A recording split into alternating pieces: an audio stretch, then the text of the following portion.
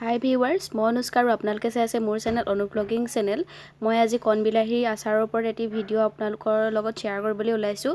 মই কণবিলাহী আচাৰৰ কাৰণে এনেদৰে গুটিসমূহ কণবিলাহীৰ পৰা উলিয়াই লওঁ, পিছত যাতে কণবিলাহী আচাৰখিনি গেলি নাযায়। আৰু যদি গুটি থাকে কণবিলাহী আচাৰখিনি গেলি যোৱাৰ চান্স থাকে, সেয়েহে মই গুটিবোৰ উলিয়াই লওঁ কণবিলাহীৰ পৰা। আৰু ছুৰীখনে মই এনেদৰে দুফাল কৰি লওঁ। পিছত কণবিলাহীখিনিৰ পৰা পানীখিনি অকণমান যাবলৈ দিম, নহ'লে পিছত হালধিখিনি মিলাওঁতে অকণমান দিগদাৰ হয়। পানীখিনি অকণমান যোৱাৰ পাছত মই হালধি আৰু নিমখ দি পানি ইয়াত চামুচ এখনে লৰাই দিছোঁ, কাৰণ হাতেৰে চুলে কণবিলাহী আচাৰ গেলি যোৱাৰ সম্ভাৱনা থাকে, কাৰণ কণবিলাহী আচাৰ ৰাখিবলৈ বহুত দিগদাৰ হয়। সেয়েহে মই হাতেৰে চোৱা নাই আৰু আচাৰখিনি তেনেদৰে হালধি আৰু নিমখ সানি মই এখন ডলাত পাতলকৈ মেলি দিম ভালদৰে শুকাবলৈ। পাতলকৈ মেলি দিব, তেতিয়া বিলাহী পানীখিনি ৰৈ নাযায় আৰু ভালদৰে শুকাব।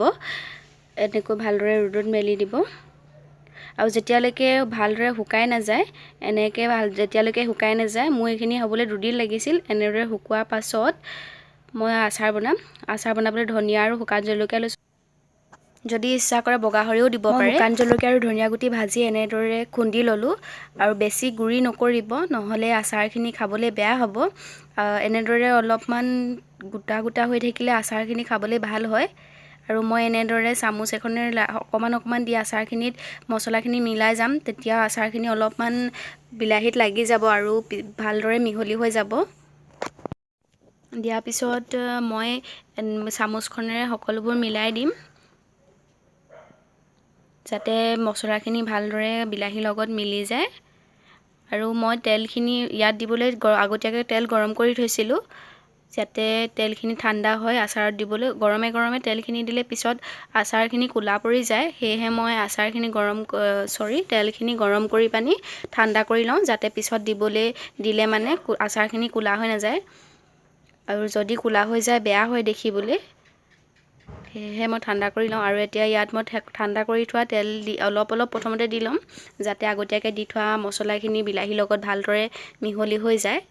আৰু ইয়াৰ পাছত মই তেল সৰহকৈ বাকি দিম। এয়া মই ভিডিঅ'ত দেখুওৱাৰ দৰে তেল বাকি দিওঁ আৰু এইখিনি মই ভালদৰে মিহলাই দিম, চামুচেৰে লৰাই দিম ভালদৰে, যাতে সকলোখিনি মিক্স হৈ যায় ভালদৰে।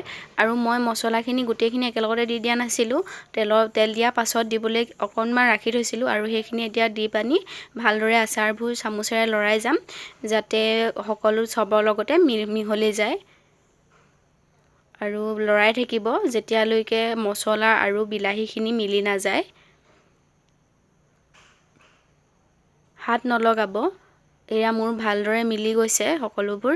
আৰু মিলি যোৱাৰ পাছত মছলাখিনি মই অলপ দেৰি ৰাখি পানি পিছদিনাখনি ৰ'দত দি দিম বাতিতে, কাৰণ বাকী আচাৰবোৰৰ দৰে কণবিলাহী আচাৰ ইমান সহজ নহয়। কণবিলাহী আচাৰ গেলি যোৱাৰ সম্ভাৱনাটো বেছি, সেয়েহে ভালদৰে শুকাবলৈ দিব। কণবিলাহীখিনি পানী থাকিলে মানে কিন্তু আচাৰত থ'লে মানে পিছত গেলি যায়।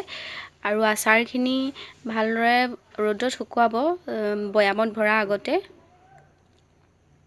আৰু এনেদৰে ভালদৰে লৰাই থাকিব, যাতে মছলাখিনি ভালদৰে লাগি যায়। এয়া চাওক, মোৰ ভালদৰে মছলাখিনি মিহলি হৈ গ'ল। আৰু এইখিনি মই এদিন বাতিটোতে ষ্ট'ৰ কৰিম আৰু ৰ'দত দিম এনেদৰে, তাৰ পাছতহে বৈয়ামত ভৰাম।